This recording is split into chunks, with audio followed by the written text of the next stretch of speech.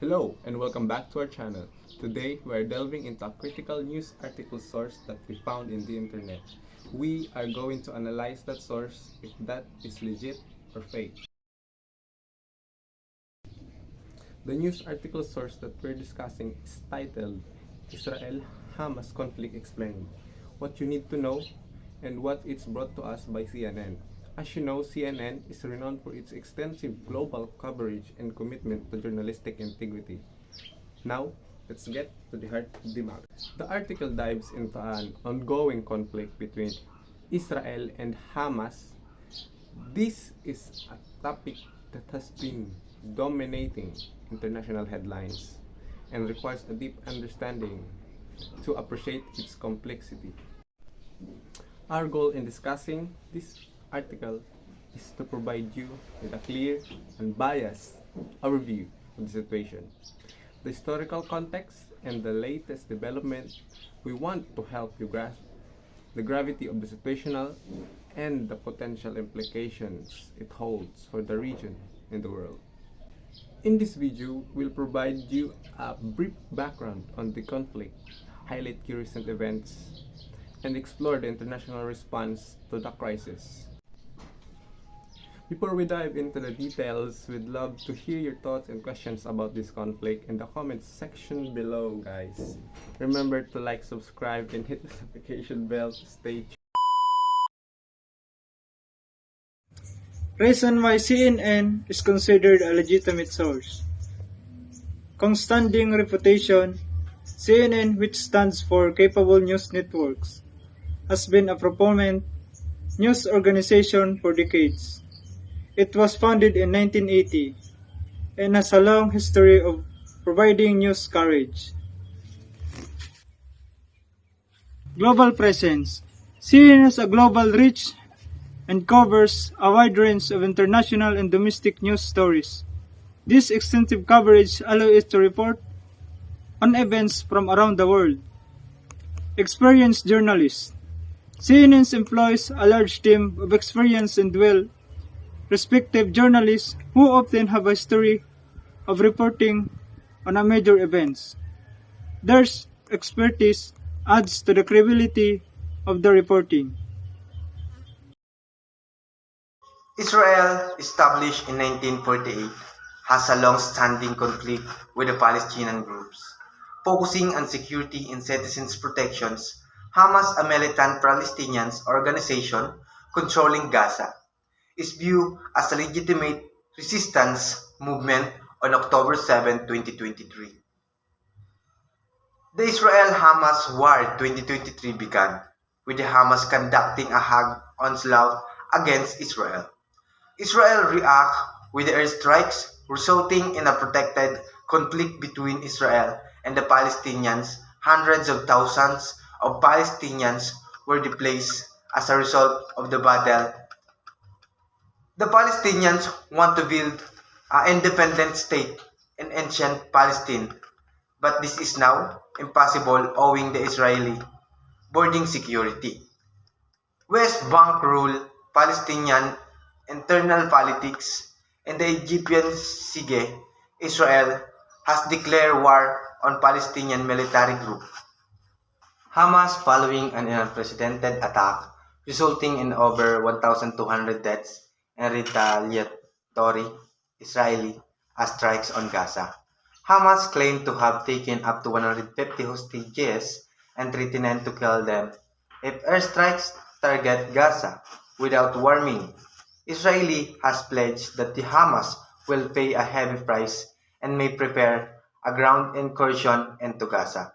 The humanitarian crisis in the Gaza is spiraling, with hospitals expected to run out of fuel, leading to catastrophic conditions. The sources of the article may differ from those used by the cable news network or CNN, a worldwide news channel and website. The sort of source is reliable since it was written by Abbas Al-Lawati and Nadine Ibrahim, two CNN publishers. Furthermore, the content from the source was credible because the information given was altered such the time and date were updated the article. Finally, the content is properly cited. The first bias associated with the conflict between Israel and Hamas is national and political bias. This suggests that although the Palestinian bias tends to minimize or rationalize some activities pro-Israeli, individuals or organizations may prefer to view the Israeli government's policies and action in a more positive light. Finally, there are religious and ideological biases through which some people with the Israeli Hamas conflict through the lens of religious or ideological beliefs, which can lead to strong biases in favor of one side. People with these biases may be more sympathetic to the Palestinian cause and critical Israeli actions.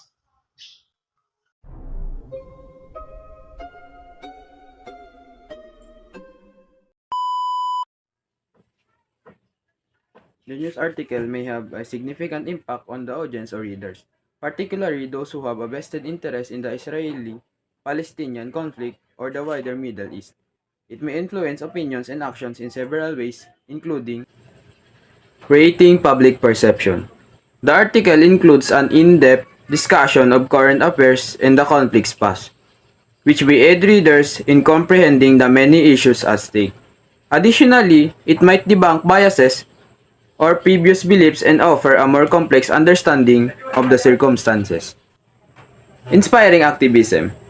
The article might inspire readers to take action in favor of one or the other, such taking part in protests or getting in touch with politicians.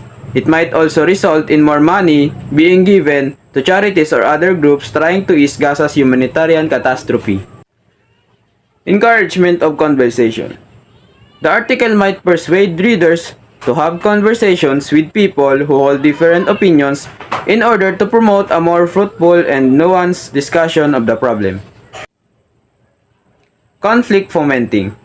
The article may heighten tensions and escalate the conflict depending on the reader's pre-existing biases and views. Readers who believe they have no control over the situation could likewise feel discouraged or depressed as a result. The reader's existing ideas and values, their level of involvement in the conflict, and their access to additional information and perspectives are just a few of the variables that will ultimately determine the potential impact of the news article.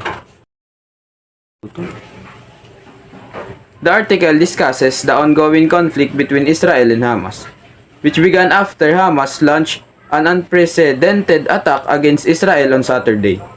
The conflict has resulted in the deaths of over 1,200 people in Israel and 1,055 people in Gaza, prompting Israel to declare war and launch Operation Swords of Iron.